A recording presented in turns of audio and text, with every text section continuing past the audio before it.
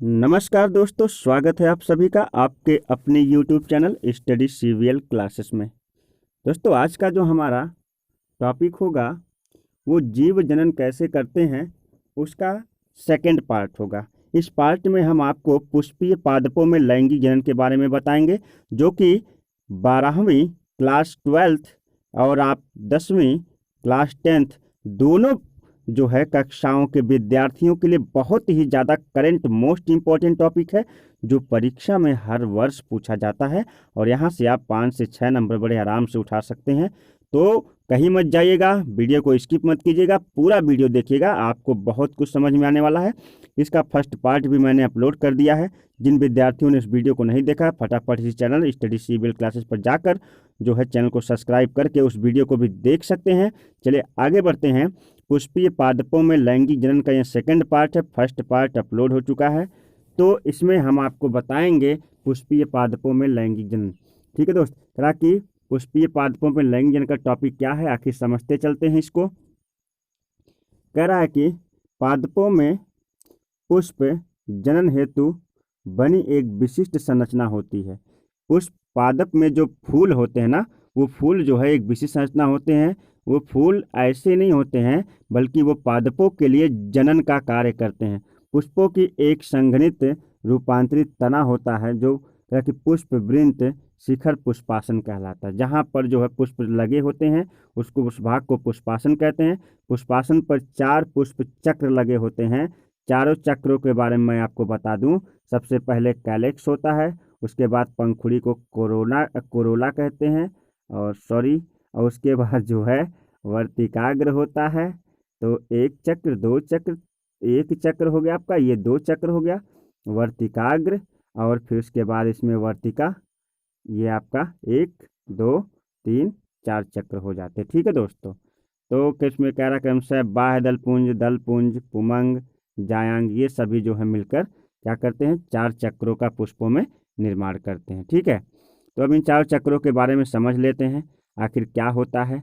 इससे पहले भी मैंने पुष्प विज्ञान या फ्लावर साइंस आर्थेनोलॉजी का एक बहुत ही विस्तृत वीडियो इसी चैनल पर अपलोड किया है।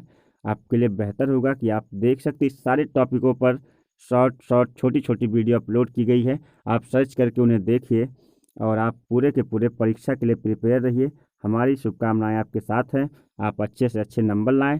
बाकी आगे बात करते हैं।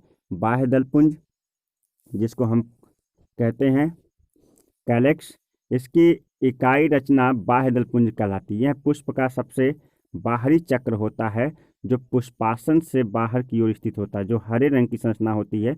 जैसे मानिए कि हमारा पुष्प यहाँ पे लगा हुआ है, ध्यान दीजिएगा, तो यहाँ पे कुछ संरचनाएं होती हैं और यहाँ से जाके डाली से पुष्प जुड़ जाता है। और ये देखिए, ये पुष्प की संरचना है। जो ये भाग होता है इसी को हम कैलेक्स कहते हैं इंग्लिश में, और यही भाग जो है बाह्य दलपुंज कहलाता है। ठीक है दोस्तों, पुष्प का। और ये भाग तो हमारा वर्तिकाग्र, यहाँ पे हमारा वर्तिका होता है, और परागकोश परागकण यहाँ पे होते हैं। ठीक है, आगे बढ़े, चलिए आगे बढ़ते हैं। कह रहा है कि ध्यान दीजिएगा, कह रहा है कि बाह्य दलपुंज आखिर होता क्या है। कह रहा है कि इसकी इकाई संरचना बाह्य दलपुंज कहलाती है। यह पुष्प का सबसे बाहरी चक्र होता है। बाह्य दल पुष्पासन पर सबसे बाहर की ओर स्थित होते हैं और यह हरे रंग के होते हैं और कलिकावस्था में पुष्प की रक्षा करते हैं। जब पुष्प कली होता है, तो गुलाब का पुष्प जब खिला नहीं होता तो आप देखते होंगे कि उसमें हरे रंग के जो है कवर से ढका होता है। जब वो खिल जाता है तो हरे रंग का कवर इस तरह से नीचे चला जाता है। तो इसी को कैलेक्स, इसी को बाह्य दलपुंज क्या कहते हैं। अब दलपुंज पर आते हैं।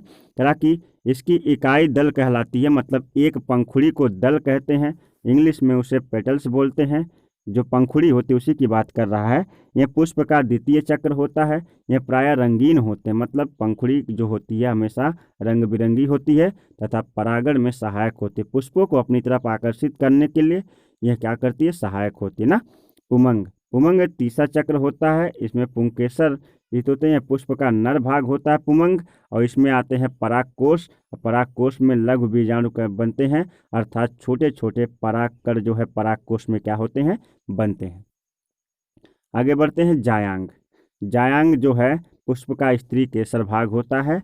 यह पुष्प का सबसे भीतरी चक्र होता है जायांग। जायांग मतलब होता है जिसमें वर्तिका और वर्तिकाग्र पुष्प के मादा भाग आते हैं। इसका निर्माण अंडप से होता है, और कहा कि जायांग के मध्य का पतला लंबा भाग वर्तिका कहलाता है। क्या कहलाता है, वर्तिका कहलाता है। यह पुष्प का मादा जननांग होता है। अंडाशय में बीजांड बनते हैं, अंडाशय में बीजांड बनते हैं। वर्तिकाग्र परागण के समय परागकणों को ग्रहण करते हैं। निषेचन के पश्चात बीजांड से बीज का अंडाशय में जो है फल का निर्माण होता है। यानी कह रहा कि एक बार फिर से मैं समझा दूं, वर्तिका कहलाता है। यह पुष्प का मादा भाग वर्तिका जननांग है। अंडाशय, देखिए ये अंडाशय है, इस अंडाशय से क्या निकलता है, अंडाशय में जो है बीजांड बन जाते हैं, और कह रहा कि बीजांड बनते हैं वर्तिकाग्र, यानी ये जो है भाग, सॉरी आगे बढ़ते हैं, ये जो भाग है इसको हम वर्तिकाग्र कहते हैं। और वर्तिकाग्र से परागकण जो है परागकण ग्रहण करते हैं, और ये पहुंच जाते हैं परागकण बीजांड में, और बीजांड में परागकण जब पहुंचते हैं और निषेचन करते हैं। निषेचन के पश्चात बीजांड से बीज या अंडप का निर्माण होता है। यहाँ से जो है फल का निर्माण बनता है, और फल जब बनता है ऐसे बड़ा होता है, इसके अंदर जो छोटे छोटे अंडप होते हैं वो फल के बीज में क्या हो जाते हैं, परिवर्तित हो जाते हैं। ठीक है दोस्तों, आगे बढ़े। कह रहा है कि जब पुष्प के पुंकेसर अथवा स्त्री केसर में से कोई एक जननांग उपस्थित होता है, पुंकेसर या स्त्री केसर मतलब होता है नर या मादा भाग, तो पुष्प एक लिंगी कहलाता है।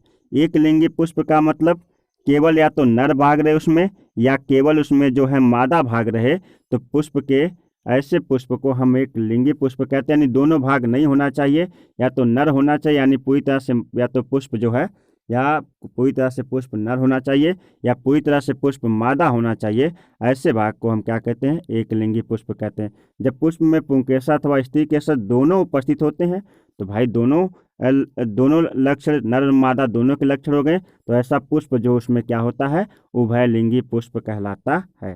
दोस्तों, जो परागण के टॉपिक है जिसको हम पॉलिनेशन कहते हैं, इसके बारे में मैंने एक बहुत ही विस्तृत वीडियो बनाकर, जो कि बहुत ही शानदार वीडियो बनाकर इसी चैनल पर अपलोड किया है, और आप उस वीडियो को पूरी तरह से जाकर देख सकते हैं। परागण के बारे में मैं बहुत फास्ट, बहुत ही शॉर्टकट बताऊंगा, क्योंकि इसकी एक वीडियो मेरे चैनल पर अपलोड है।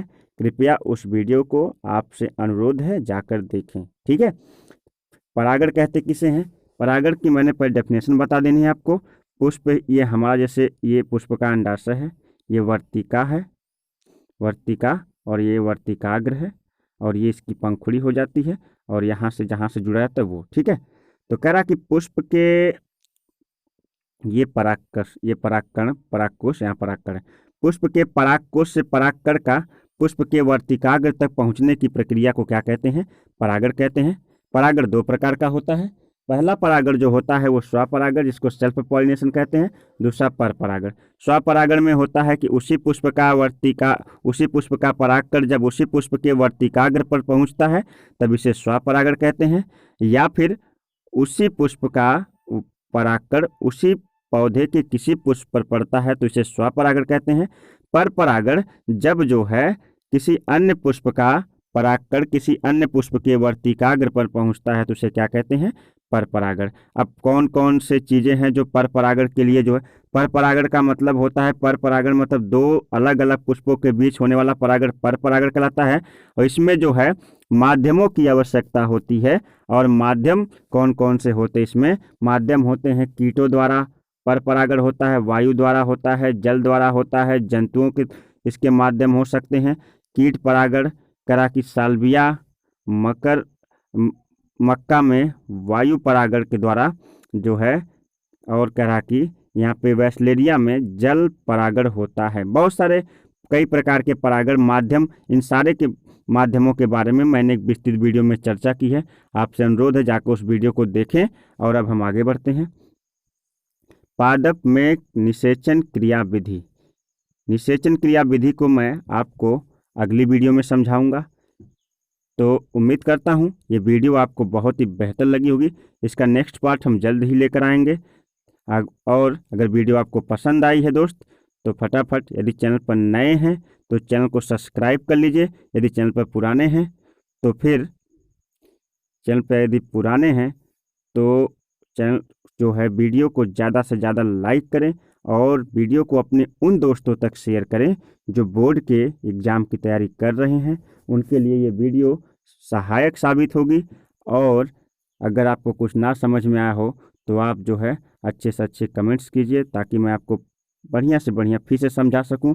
और हमारी शुभकामनाएं बोर्ड के विद्यार्थियों के लिए के साथ हमेशा रहेगी। चलते हैं, तब तक के लिए नमस्कार, बाय बाय, जय हिंद।